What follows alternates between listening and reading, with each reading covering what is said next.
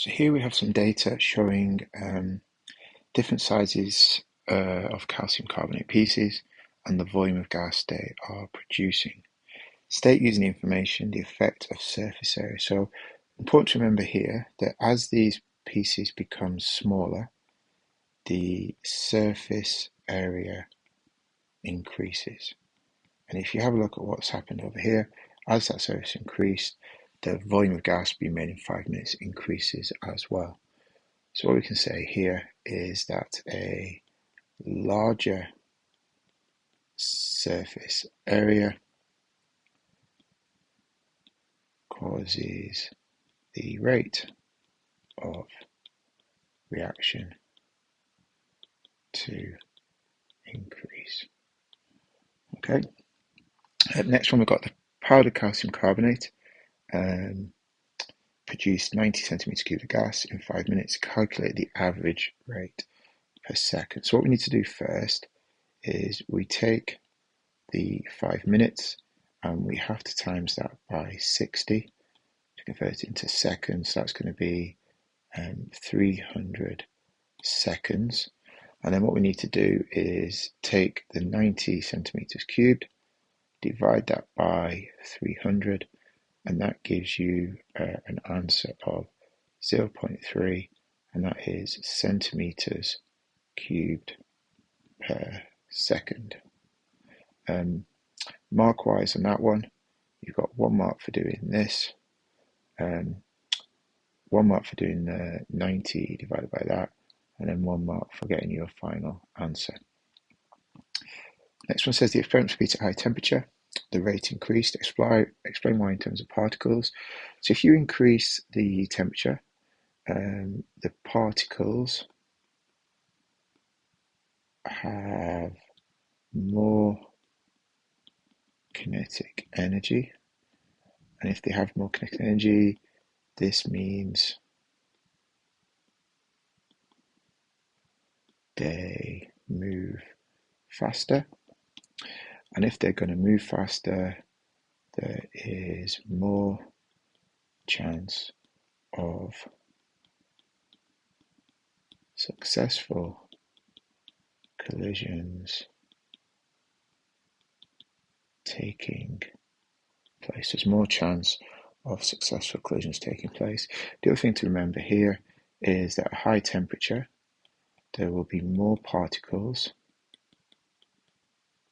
with energy greater than the activation energy.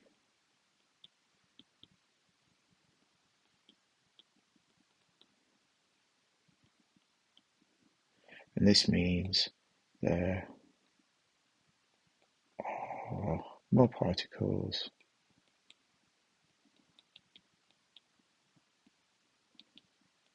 which can react. Mark wise, 1 mark for the bottom bit, 1 mark for most kinetic energy moving faster, and therefore there's more chance of successful collisions taking place. Okay, and the final bit here is we've got to outline how to do this method for this practical. Each bullet point here is a mark. So what we have to do, and I'm not sure I've not added them up, we'll do that as we go. What we have to do here is we have to measure an equal mass of the same size pieces of zinc, and we do that using a balance. And then we measure the same volume of each concentration using a measuring cylinder, and we pour the acid into a conical flask. What I've then done is drawn a little picture showing the setup of this. I think that really helps to explain to an examiner what you are doing. Before we start all this, we'd use a thermometer and we'd record the initial temperature of the acid in the conical flask. Then we have all this ready to go. We would add the zinc to the conical flask.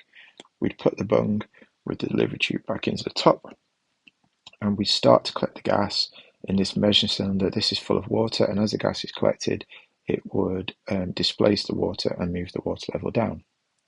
We'd start the stop clock when the zinc has been added, and we'd record the time to collect. I've just said 50, but any volume you want to pick, so 50 centimeters cubed of gas, and we'd record the temperature of the solution at the end of the experiment as well.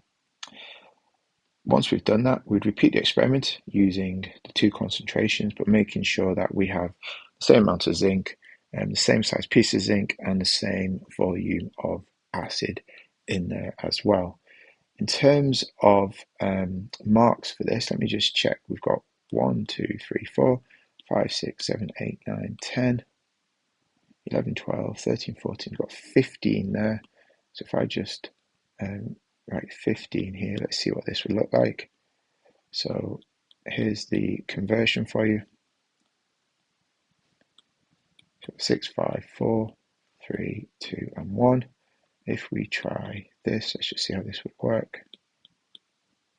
And then 2 and 1. So if you got over 13 marks, give yourself 6, and so on and so on and so on until you get to the bottom.